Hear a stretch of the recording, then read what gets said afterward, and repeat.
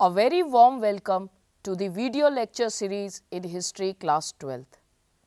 Today we will continue with our discussion about 5th chapter which deals with Through the Eyes of Travelers. In this chapter, we will deal with 4 subtopics.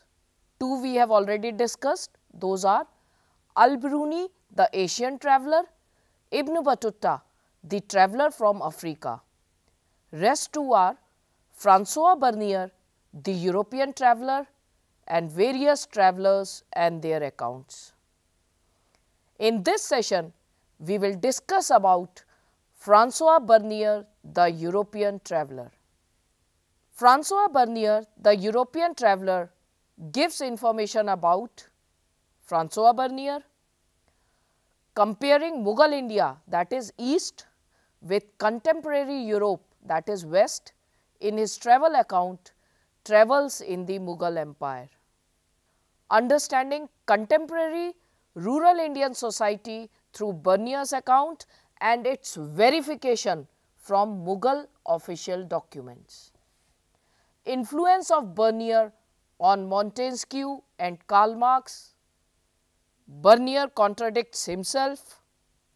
About Indian urban centers as per Bernier's account, and practice of sati and status of women in Indian society. Between 10th to 17th century, it was not unusual that people from different parts of the world, they travelled to new lands driven by a sense of adventure, or as traders, merchants, soldiers, priests in search of work or to escape from natural disasters.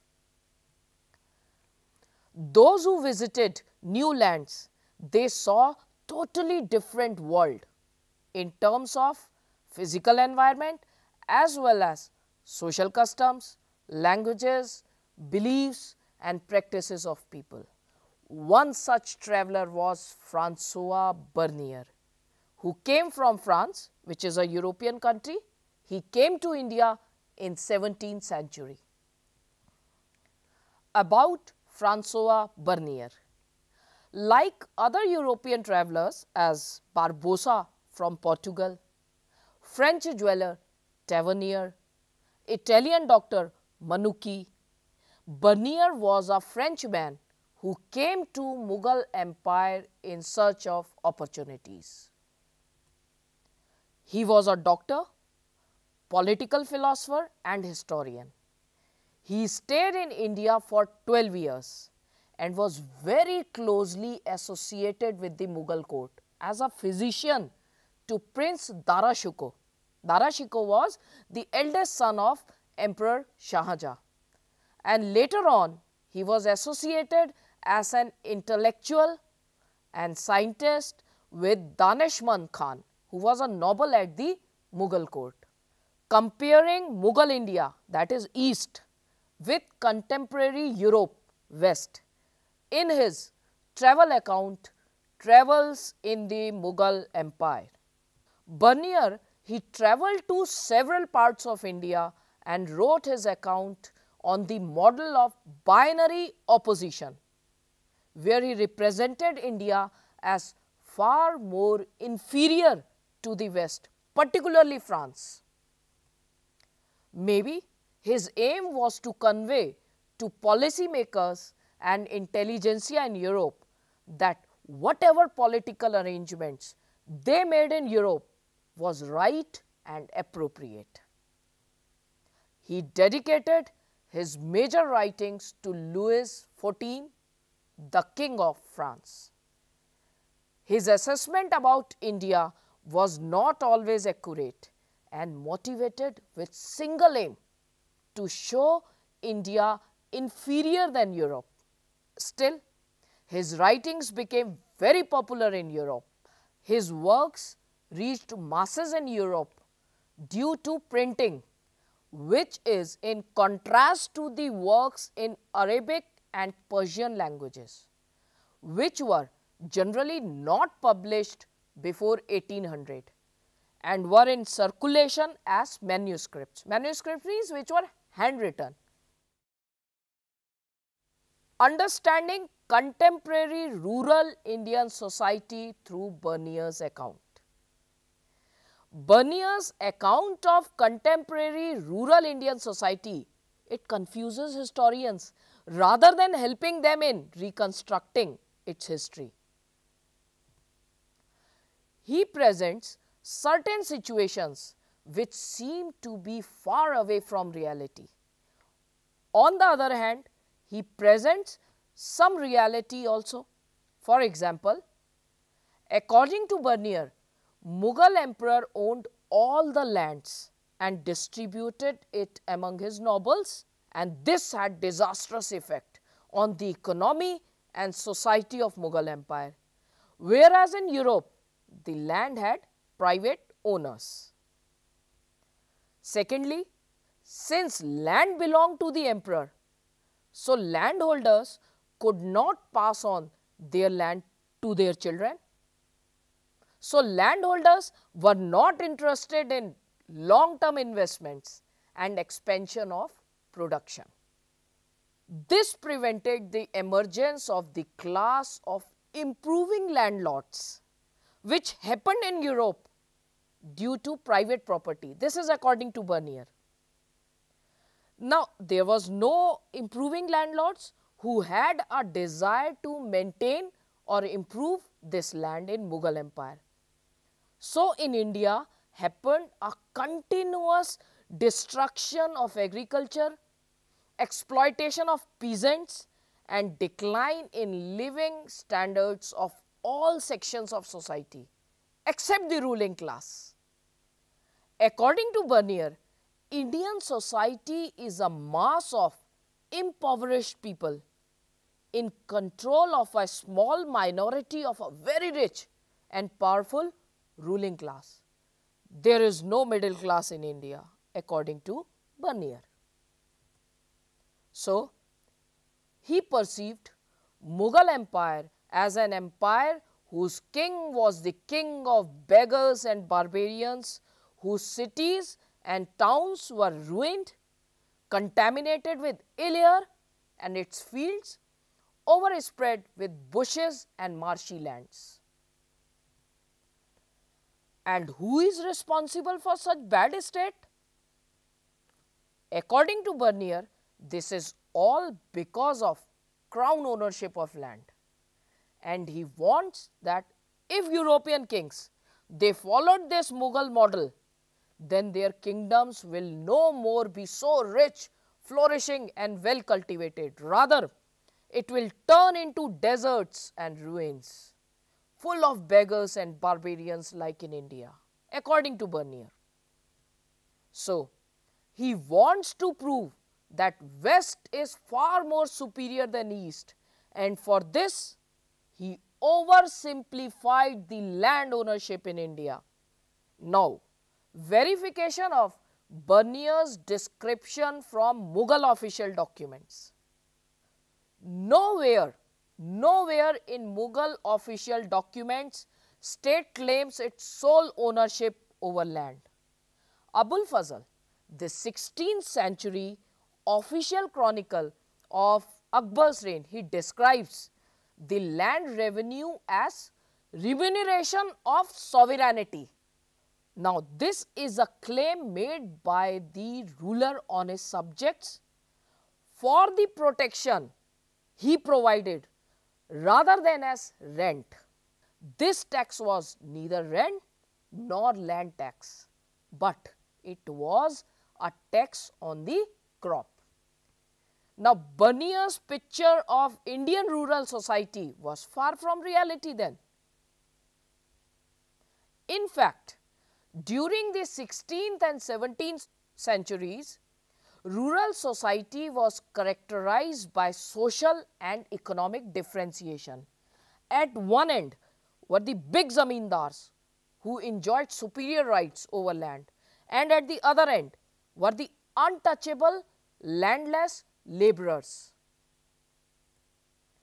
In between were big peasants who used hired labor and engaged in commodity production, and the smaller peasants who could hardly produce for their subsistence. Influence of Bernier on thinkers like Montesquieu and Karl Marx. From the 18th century onwards, the Western theorists, they got influenced by Bernier's description of East. For example, French philosopher Montesquieu, he developed his theory of Oriental despotism. Orient means East, and Oriental despotism means where all land belonged to king. No private property existed. Kings, they enjoyed absolute power over their subjects. Except the king and his nobles, rest of the people barely managed to survive. And Karl Marx, he gave concept of Asiatic mode of production. This was again influenced by Bernier's description, and in this Asiatic mode of production, Karl Marx says that before colonialism, surplus was appropriated by the state. So, there emerged an autonomous and egalitarian village community whose autonomy was respected by the state till the flow of surplus was not disturbed, and this was a stagnant system. Now we see Bernier, he contradicts himself. On one hand, Bernier says that the empire of Hindustan had barren mountains, badly cultivated, thinly populated, laborers treated badly by governors, and when poor people, they become incapable of fulfilling the demands of their lords, then these poor people are deprived of the means of subsistence, and their children, they are carried away as slaves. The artisans, they had no incentive to improve the quality of their manufactures. Why? Since profits were taken away by the state. Now, Bernier contradicts himself. How? By saying that a large portion of the empire is extremely fertile. Bengal surpasses Egypt in the production of rice, corn, silks, cotton, indigo. And in many parts of the Indies, population is abundant. Land is well tilled, according to Bernier. Artisans, they manufacture carpets, brocades, embroideries, gold and silver clothes, various sorts of silk and cotton goods, which are not only used in the country, but also exported abroad. Rich merchant community exists in India. He is perhaps the only historian who provides a detailed account of the working of the royal workshop, where many artisans are employed and earn their livelihood. Bernier says that gold and silver, after circulating throughout the globe, come at length and get swallowed in Hindustan. So, how is it possible that goods manufactured in India, they were highly in demand in the world? Land was so fertile, but still there was no incentive for growth, and everything in decline in India. So, Bernier contradicts himself. Now, Indian urban centers as per Bernier's account. Bernier, he described Mughal cities as camp towns, which existed and survived till the imperial camp stayed there and declined as the imperial court moved out. So, they had weak social and economic foundations dependent on imperial patronage. Now, he contradicts himself once again by stating that urban population in India was higher than in Western Europe in 17th century. Now, if social and economic foundation of urban centers will be weak, then majority of the population will reside in rural areas, not in urban areas. So he contradicts himself once again. If social and economic foundations of urban centers will be weak, then majority of the population will reside in rural areas, not in urban areas.